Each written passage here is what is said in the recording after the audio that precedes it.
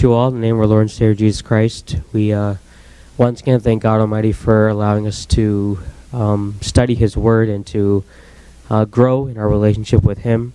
As today is Father's Day, I decided to pick a word of wisdom that would kind of correspond with their role in our lives, not only as husbands but also as dads as well. So the word of wisdom for today is trustworthy. The word of wisdom for today is trustworthy. If you want to be happy in your life, become a person who people can trust. Paul used Timothy as an example of someone who was reliable, consistent, and dependable. In Philippians 2, chapter 22, it says, "You know that Timothy has proved himself, because as a son with his father, he has served with me in the work of the gospel." Paul constantly saw Timothy in action in all kinds of circumstances in his life, and he considered him genuine and trustworthy. Timothy had proved to Paul that he was someone who could be counted on. Do people know what kind of person you really are? Have you proved trustworthy like Timothy? Anytime you go to a bank for a loan, they do a credit check, and they do this in order to verify whether you are trusted with credit. Can you pay your bills on time? Do you have a track record of keeping your word? Can you be depended on to pay the money back for the money that you are loaning? Are you creditable? The thing is, everyone around you, your wife, your kids, are constantly doing a credit check on your life. If you are a father, if you are a husband, every moment of your life, they want to know if you are who you say you are. Are you showing your true colors? Can you truly be trusted?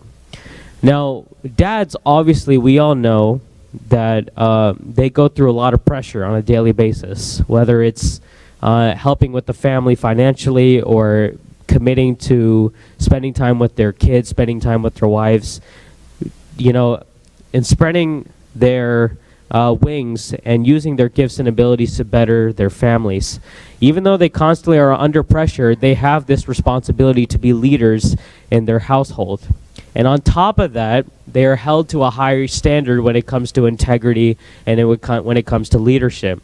And in the family, whether it's the kids or the wife, they are constantly looking up to the husband or the father as someone who can lead them, someone who can comfort them, someone who can provide them with the strength to say, "You can do this," and to give them that hope when times are difficult. When you prove that you are a trustworthy person, you will be a happier person. People will know that you are reliable, and as a result, your relationships will be stronger. How do you develop a reputation for trustworthiness? First, you must live with integrity. Now, integrity does not mean that you are perfect. It means that what people see is what people get, meaning you need to be genuine. You are the real deal because your actions match your words. Proverbs 25:13 says, "Reliable friends who do what they say are like cool drinks in the sweltering heat." So the reason I bring up integrity is it's very easy to say one thing and not, follow through. And imagine if our dads or if the husbands say to the family that he's going to do this, or I'm going to do this for you, or I'm going to pay for this, but then he ends up not doing it, or he ends up forgetting. How would you feel as a part of the family, right? You feel that you can't trust him. You feel that he's not living up to the standard that he has set for himself, for the family, and you will feel disheartened. But dads, fathers, not only do they say what they want to do, but they do it out of the love that they have for their family, out of the love that they have for their wives, out of the love that they have for their kids. And when they want to do these things, they put in the work, they put in their time, and despite anything that's going on at work or anything that's going on with their own family, they put their own needs after their families. You can learn a lot about what Christ meant and what the sacrifices that he made for his children, just like a father makes for his children. Second, you need to keep your promises. Even if you find out it's going to cost you more than what you thought it was going to cost you, you still keep your word. There are times where fathers are asked to do things that they particularly do not enjoy, particularly do not want to do. Maybe it's, it's a little over the top financially. Maybe it requires them to put out more energy that they normally have to put out, but they never say no. Why? Because they are willing to put in the extra work to make their family happy. And we respect our dads because not only do they make promises, they keep their promises in order to ensure our well-being.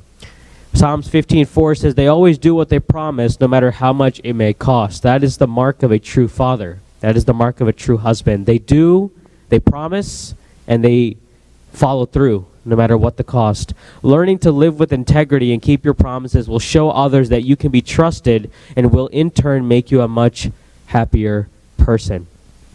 So for the kids and for the wives, especially, keep holding your husband in high regard, keep honoring him, keep respecting him as someone who has put in so much effort to make you happy, to provide for you, to care for you. And as fathers, make sure you keep holding yourself to that high standard because God has commanded you to be the leaders of your household. Do not fall short.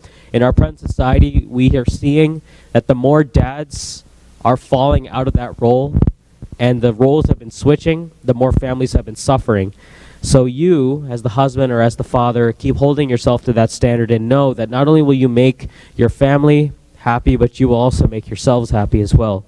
And with that, may God bless His word.